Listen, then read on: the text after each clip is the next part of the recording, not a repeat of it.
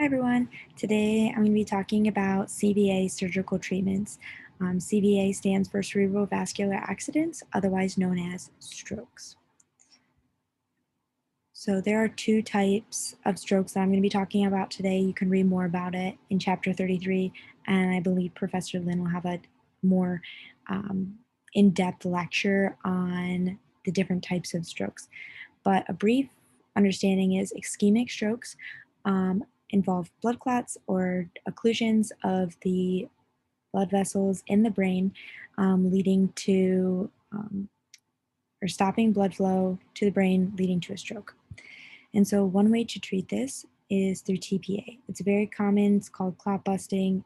Basically, it's a medication that goes and dissolves the clot that's occluding the vessel. This is most often given in IV, so intravenously. This is because it doesn't require any surgery and it can be given quick, and oftentimes strokes need to be treated within about 4.5 hours if you're giving intravenous TPA. So one reason you would get intra-arterial TPA would be because the patient either refused intravenous TPA, or it hasn't been successful. And so intra-arterial TPA does require surgery. It involves putting a catheter through the femoral artery, having that catheter travel up through the heart and then into the brain. This catheter goes right up to the clot that's occluding the vessel, and it releases the TPA medication directly at the site. This can be given between 6 to 8 hours after the onset of stroke symptoms. So it's beneficial in the fact that you can delay treatment a little bit, though you should be treating strokes immediately, as that provides the best patient outcomes. And then another benefit to using intra-arterial TPA would be that it does require less medication because you are giving it right at the site of the clot. But again, this does involve surgery, and so it's not as commonly used as IV TPA. Another way to treat an ischemic stroke would be through a clot retrieval device.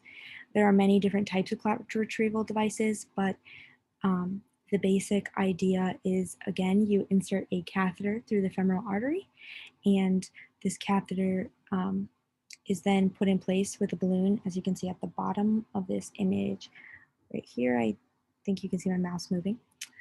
And then a thin filament or wire or coil is put into the vessel around the clot, and then the wire automatically coils up around the clot, and then with the balloon they're able to safely remove the clot from the vessel without allowing certain pieces of the clot to break off.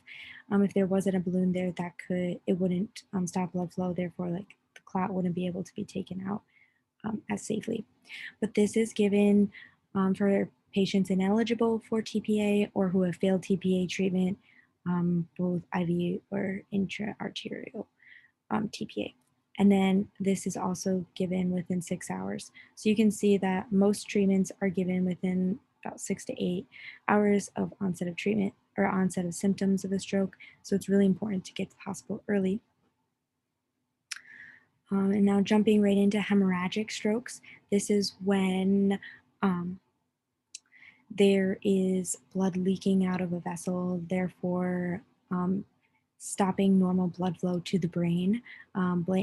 Blood is leaking out in a spot that it's not supposed to be, therefore blood isn't going to where it needs to be in the brain. And so this is commonly caused by an aneurysm. And so one way to stop a hemorrhagic, or to prevent or stop a hemorrhagic stroke, would be to clip an aneurysm. And so what initially happens is you go under for under imaging, and they do cerebral angiography images to locate the spot of the clot. And then once that's identified, they do a craniotomy where they go in. It's open brain surgery.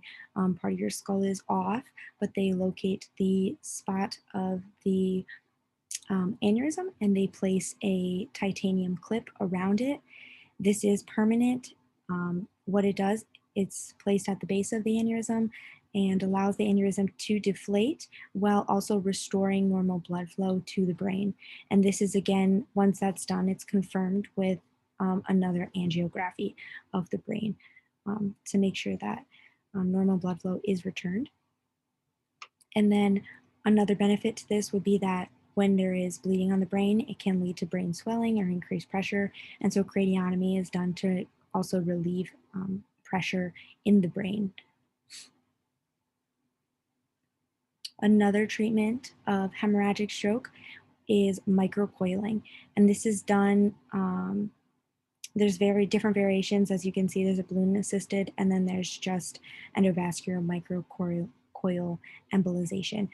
They are both done by inserting a catheter through the femoral artery up into the brain, and then a thin wire coil, or the catheter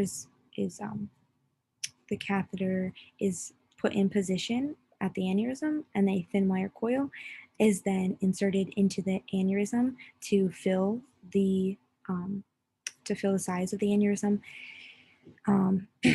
And this stops or inhibits blood flow to the aneurysm and also promotes clotting. And so it returns normal blood flow by inhibiting any more blood going into the aneurysm. This can also be done with a balloon, and this allows for more precise positioning of the catheter and thus can also allow for coiling in oddly shaped aneurysms because they can position the catheter a little bit better um, and allow that coiling to reach. So these are just a few of the surgical treatments done for strokes. Most of the time, it's a lot of rehabilitation stuff, but restoring normal blood flow to the brain in an efficient amount of time provides the best outcomes for patients. And so these are just some of the ways that that can happen. So thanks for listening and see you later.